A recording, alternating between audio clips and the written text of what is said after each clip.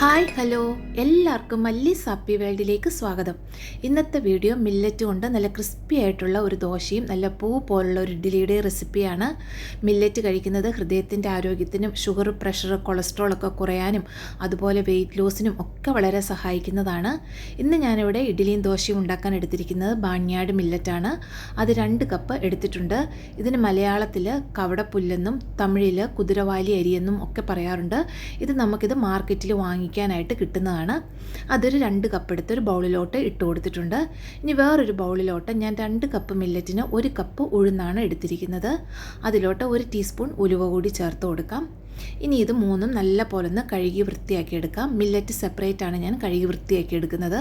Millet ഒരു 2-3 പ്രാവശ്യം നല്ല പോലെ ഒന്ന് കഴുകി വൃത്തിയാക്കി എടുത്തിട്ടുണ്ട്. ഇനി ഇതിലോട്ട് നല്ല വെള്ളം തന്നെ ഒഴിച്ചു കൊടുക്കണം. നമ്മൾ ഈ കുതിർത്ത വെള്ളത്തിൽ തന്നെയാണ് അരച്ചെടുക്കുന്നത്. അതുപോലെ ഒരു 8 മണിക്കൂറെങ്കിലും കുതിരാനായിട്ടും വെക്കണം. ഇനി ഇതാ ഉഴുന്നിലോട്ട് ഞാനൊരു 2 കപ്പ് വെള്ളം ഒഴിച്ചു കൊടുക്കുന്നുണ്ട്. 1/2 ലിറ്റർ വെള്ളമാണ് ഒഴിച്ചു കൊടുത്തിരിക്കുന്നത്. ഇതുമൊന്ന് കുതിരാനായിട്ട് മാറ്റി വെക്കാം. ഒരു 8 മണിക്കൂർ സമയം നമുക്ക് രണ്ടും ഒന്ന് കുതിർത്തെടുക്കാം. ഇനി നമ്മൾ അരയ്ക്കുന്നതിന് തൊട്ട് മുമ്പായിട്ട് ഞാനിവിടെ 1 കപ്പ് അവിലാണ് എടുത്തിരിക്കുന്നത്. അവിലിന് പകരം ചോറാണെങ്കിൽ അതെടുത്താലും മതിയാകും.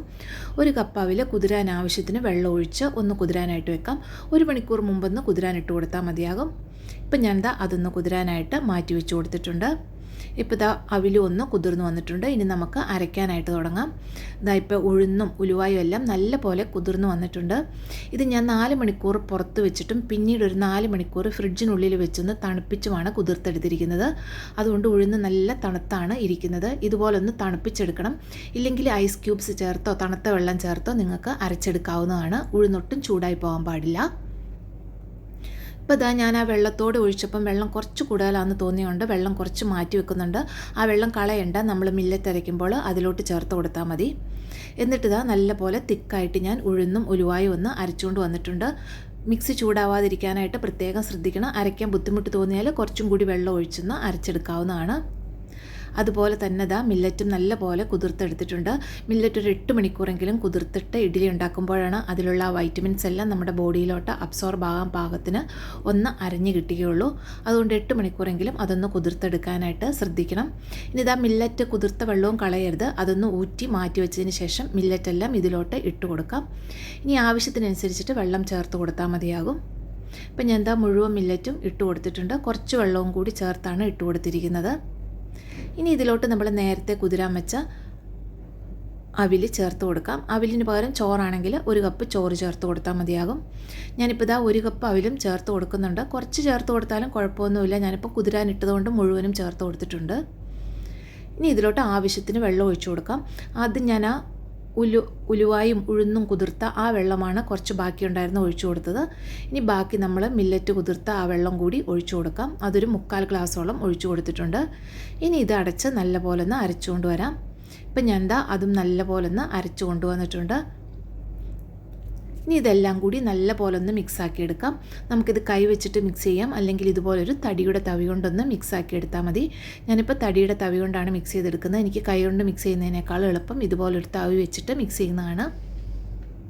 സ്റ്റീൽ തവിയേക്കാളും നല്ലത് എപ്പോഴും തടിയുടെ തവി വെച്ചിട്ട് ഇതുപോലെ മിക്സ് ചെയ്തെടുക്കുന്നതാണ്. നമ്മുടെ മാവ് നല്ല പോലെ പൊങ്ങി വരാനും ഇതുപോലെ തടിത്തവി വെച്ചിട്ട് മിക്സ് ചെയ്തെടുക്കുന്നത് സഹായിക്കും. ഇപ്പം ഞാൻ നല്ല പോലെ ഒന്ന് മിക്സാക്കി എടുത്തിട്ടുണ്ട് തവി വെച്ചിട്ട് തന്നെ. ഈ ഒരു കൺസിസ്റ്റൻസിയിലാണ് ഞാൻ എപ്പോഴും മാവ് റെഡിയാക്കി എടുക്കുന്നത്. ഈ കൺസിസ്റ്റൻസി തന്നെയാണ് ഞാൻ ഇഡ്ഡലിയും ദോശയും ഉണ്ടാക്കിയെടുക്കുകയും ചെയ്യുന്നത്. എക്സ്ട്രാ വെള്ളമൊന്നും ആഡ് ചെയ്യാറില്ല. എപ്പോഴും നമുക്ക് നല്ല പെർഫെക്റ്റ് ആയിട്ട് തന്നെ ഈ ഒരു കൺസിസ്റ്റൻസിയിൽ ഇഡ്ഡലിയും ദോശയും ഉണ്ടാക്കിയെടുക്കാനും പറ്റും. ഇനി കൈ വെച്ച് മിക്സ് ചെയ്യുന്നവർക്ക് ഇതുപോലെ ഒരു 2-3 മിനിറ്റ് സമയമെങ്കിലും ഒന്ന് മിക്സ് ചെയ്ത് കൊടുക്കണം. ഞാനിപ്പോൾ ജസ്റ്റ് ഒന്ന് കാണിക്കാൻ വേണ്ടി മിക്സ് ചെയ്യുന്നതേ ഉള്ളൂ. തവി വെച്ചിട്ട് മിക്സ് ചെയ്താലും നല്ല പോലെ പൊങ്ങി വരുന്നതാണ്. അല്ലെങ്കിൽ ഇതുപോലെ കൈ വെച്ചിട്ട് ഒന്ന് മിക്സ് ചെയ്ത് കൊടുത്താലും മതിയാകും. ഇനി ഇത് നമുക്ക് അടച്ചിട്ട് ഒരു 8 മണിക്കൂർ സമയം ഒന്ന് ഫെർമെൻ്റ് ആകാനായിട്ട് മാറ്റി വെക്കാം. ഇവിടെ ഇപ്പം നല്ല ചൂട് സമയം ആയതുകൊണ്ട് ഞാൻ ഇതിൻ്റെ അടിയിലോട്ട് വേറൊരു സ്റ്റീൽ പ്ലേറ്റ് കൂടി വെച്ച് കൊടുക്കുന്നുണ്ട്. ഒരു പാത്രം കൂടി വെച്ച് കൊടുക്കുന്നുണ്ട്. കാരണം ഇത് പൊങ്ങി വന്നാലും താഴെ വീണ് മാവ് ഒത്തിരി വേസ്റ്റായി പോകാതിരിക്കാൻ വേണ്ടിയിട്ടാണ്. ഇനി നമുക്ക് 8 മണിക്കൂർ വെയിറ്റ് ചെയ്യാം. ഞാനിപ്പോൾ രാവിലെ വന്ന് നോക്കിയപ്പോൾ നല്ല പോലെ പൊങ്ങി വെളിയിലെല്ലാം വന്നിട്ടുണ്ടായിരുന്നു. തറയിലെല്ലാം വീണിട്ടുണ്ടായിരുന്നു. അത് ഞാനൊന്ന് ക്ലീൻ ചെയ്തെടുത്തതാണ്. നമ്മൾ അരിമാവ് അരച്ച് വെക്കുന്നതിനേക്കാൾ നല്ല പോലെ പൊങ്ങി നല്ല പോലെ വന്നിട്ടുണ്ട് ഈ മാവും. നല്ല ചൂടായതുകൊണ്ടാണ് ഇത്രയും അങ്ങ് പൊങ്ങി വന്നത്. അല്ലെങ്കിൽ സാധാരണ എനിക്ക് ഇത്രയും അങ്ങ് പൊങ്ങി പുളിച്ച് വരാറില്ല. നമ്മളിതിൽ ഉപ്പൊന്നും ചേർക്കാത്തതുകൊണ്ട് അങ്ങനെ പുളിച്ചവയൊന്നും വന്നിട്ടില്ല. നല്ല പോലെ പൊങ്ങി നല്ല സോഫ്റ്റായിട്ട് മാവ് വന്നിട്ടുണ്ട്. നിങ്ങൾക്ക് കാണുമ്പോൾ തന്നെ അറിയാം നല്ല പോലെ ബബിൾസ് എല്ലാം വന്ന നല്ല മാവാണ്. ഇനി ഞാൻ ആ താഴെ സ്റ്റീൽ പ്ലേറ്റിലുണ്ടായിരുന്നതും കൂടി ഇതിലോട്ട് ആഡ് ചെയ്തെടുത്തിട്ടുണ്ട്. ഇനി അതിലോട്ട് ആവശ്യത്തിന് ഉപ്പ് ചേർത്ത് കൊടുക്കാം. ഞാനൊരു 1.5 ടീസ്പൂൺ ഉപ്പ് ചേർത്ത് കൊടുക്കുന്നുണ്ട്.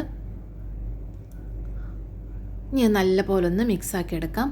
നിങ്ങൾക്ക് മിക്സാക്കി എടുക്കുമ്പോൾ കാണാം എത്ര നല്ല സോഫ്റ്റായിട്ടുള്ള നല്ല മാവാണ് നമുക്ക് കിട്ടിയിരിക്കുന്നതെന്ന്. മില്ലറ്റ് അരച്ചു വെച്ചാലും ഇതുപോലെ നല്ല പോലെ പൊങ്ങി നമുക്ക് നല്ല ഇഡ്ഡലിയും നല്ല ദോശയും ഉണ്ടാക്കാനായിട്ട് പറ്റും. നമ്മൾ അവൽ ചേർത്ത് അരച്ചതുകൊണ്ട് നല്ല ക്രിസ്പി ആയിട്ടുള്ള ദോശയായിരിക്കും ഉണ്ടാവുക. മില്ലറ്റാണെന്ന് നമുക്ക് തോന്നത്തേ ഇല്ല നമ്മളിത് കഴിക്കുമ്പോൾ. എല്ലാവരും ട്രൈ ചെയ്ത് നോക്കണം. മില്ലറ്റ് ആരോഗ്യത്തിനൊക്കെ ഒത്തിരി നല്ലതാണ്. ഇപ്പം ഞാൻ ഒരു തവ ചൂടായി വന്നപ്പോൾ ആദ്യം ദോശയാണ് ചുട്ടെടുക്കുന്നത്. 1-1.5 തവയോളം ഒഴിച്ചു കൊടുക്കുന്നുണ്ട് ബാറ്റർ. ഇനി ഇത് നല്ലപോലെ ഒന്ന് തിന്നായിട്ടാണ് ഞാൻ പരത്തിയെടുക്കുന്നത്. തിന്നായിട്ട് വേണ്ട എന്നുള്ളവർക്ക് അങ്ങനെയും ഉണ്ടാക്കിയെടുക്കാവുന്നതാണ്. ഇത് തിന്നായിട്ട് ഉണ്ടാക്കിയെടുക്കുമ്പോഴാണ് നല്ല ക്രിസ്പി ആയിട്ട് നല്ല ടേസ്റ്റി ആയിട്ടും എനിക്ക് തോന്നിയിട്ടുള്ളത്. ഇനി അതിന് മുകളിലോട്ട് കുറച്ച് എണ്ണയൊന്ന് തൂവി കൊടുക്കുന്നുണ്ട്. എണ്ണയ്ക്ക് പകരം നെയ്യ് വേണമെങ്കിലും ചേർത്ത് കൊടുക്കാവുന്നതാണ്. ഇത് വെന്ത് വരാനായിട്ട് കുറച്ചധികം സമയം എടുക്കും. അതുകൊണ്ട് ഇതുപോലൊന്ന് മറിച്ചിട്ട് കൂടി വേവിക്കുന്നത് നല്ലതാണ്. ഇനി ഇതാ 2 സൈഡും വെന്ത് കഴിയുമ്പോൾ നമുക്കിത് സാധാരണ ദോശ പോലെ തന്നെ മറിച്ചെടുക്കാവുന്നതാണ്. നിങ്ങൾക്ക് കാണുമ്പോഴേ അറിയാം നല്ല ക്രിസ്പി ആയിട്ടാണ് ദോശ കിട്ടിയിരിക്കുന്നത്. നല്ല തിന്നായിട്ട് നല്ല ക്രിസ്പി ആയിട്ടുള്ള ദോശ നമുക്ക് ചുട്ടെടുക്കാൻ പറ്റും. ഇതിൻ്റെ കൂട്ടത്തിലൊരു തേങ്ങാ ചട്നി കൂടി കഴിക്കാനായിട്ട് നല്ല ടേസ്റ്റാണ്. നമ്മളിത് മില്ലറ്റാണ് കഴിക്കുന്നതെന്ന് തോന്നത്തേ ഇല്ല. അത്രയും ടേസ്റ്റി ആയിട്ടുള്ള ഒരു ദോശയാണിത്. ഇതുപോലെ ഞാനൊരു 5-6 ദോശ ചുട്ടെടുക്കുന്നുണ്ട്. ബാക്കിയുള്ളത് കുറച്ച് ഇഡ്ഡലി ആയിട്ടാണ് ഉണ്ടാക്കിയെടുക്കുന്നത്. ഇഡ്ഡലി ഉണ്ടാക്കാനായി ഞാനിവിടെ ഇഡ്ഡലിയുടെ സ്റ്റീമറിൽ വെള്ളം വെച്ചിട്ടുണ്ട്. വെള്ളം ഒന്ന് ചൂടായി വന്നപ്പോൾ എണ്ണ തടവി ഇഡ്ഡലി തട്ട് വെച്ച് കൊടുത്തിട്ടുണ്ട്. ഇഡ്ഡലി തട്ടും കൂടി ഒന്ന് ചൂടായി വന്നതിന് ശേഷം നമുക്കിതുപോലെ മാവ് കോരി ഒഴിച്ചു കൊടുക്കാം. ഞാൻ അതേ മാവ് തന്നെയാണ് ഇഡ്ഡലിക്കും ദോശയ്ക്കും എടുക്കുന്നത്. സെയിം മാവ് തന്നെയാണ്. അപ്പോൾ ഇതാ മാവും ഞാൻ കോരി ഒഴിച്ചു കൊടുക്കുന്നുണ്ട്. ആവശ്യത്തിന് മാവ് എല്ലാ കുഴികളിലും ഒഴിച്ചു കൊടുത്തതിന് ശേഷം നമുക്കിത് അടച്ച് വെച്ച് മീഡിയം ഫ്ലെയിമിൽ ഒരു 10 മിനിറ്റ് സമയം വേവിച്ചെടുക്കാം. നമ്മൾ സാധാരണ അരിമാവ് കൊണ്ട് ഇഡ്ഡലി ഉണ്ടാക്കുന്ന പോലെ തന്നെയാണ് ഇതുകൊണ്ട് ഇഡ്ഡലി ഉണ്ടാക്കുമ്പോൾ കിട്ടുക. ഇതിൻ്റെ കളർ ഒരു ലൈറ്റ് ഓഫ് വൈറ്റ് കളറായിരിക്കും ഉണ്ടാവുക. നല്ല പ്യുവർ വൈറ്റ് ആയിട്ടുള്ളതല്ല. ഇപ്പോൾ ഇതാ ഇഡ്ഡലിയും ഇവിടെ റെഡി ആയിട്ടുണ്ട്. നല്ല പോലെ പൊങ്ങി വന്നിട്ടുണ്ട് ഇഡ്ഡലിയും. നല്ല പോലെ തണുത്തതിന് ശേഷം നമുക്കിത് പാത്രത്തിലോട്ട് മാറ്റാം. കണ്ടോ നല്ല പോലെ പെട്ടെന്ന് തന്നെ വിട്ടുമൊക്കെ കിട്ടുന്നതാണ്. നല്ല സോഫ്റ്റ് ആയിട്ടുള്ള നല്ല പഞ്ഞി പോലുള്ള ഇഡ്ഡലിയാണ് നമുക്ക് കിട്ടുക. എൻ്റെ ഇഡ്ഡലി തട്ടിന് അധികം കുഴിയില്ലാത്തതുകൊണ്ട് കുറച്ച് പരന്ന ഇഡ്ഡലിയാണ്.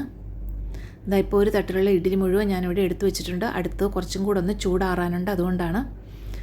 കണ്ടോ നല്ല സോഫ്റ്റായിട്ട് നല്ല പഞ്ഞി പോലുള്ള ഇഡ്ഡലിയാണ് ഉണ്ടാവുക. എല്ലാവരും തീർച്ചയായിട്ടും ഈ മില്ലറ്റ് കൊണ്ടുള്ള ഇഡ്ഡലിയും ദോശയും ഒന്ന് ട്രൈ ചെയ്ത് നോക്കാം. ഹൃദയത്തിൻ്റെ ആരോഗ്യത്തിനൊക്കെ വളരെ നല്ലതാണ് മില്ലറ്റ് കഴിക്കുന്നത്. വീഡിയോ ഇഷ്ടമായെങ്കിൽ ചാനൽ സബ്സ്ക്രൈബ് ചെയ്യുക. എല്ലാവർക്കും നന്ദി. Thank you.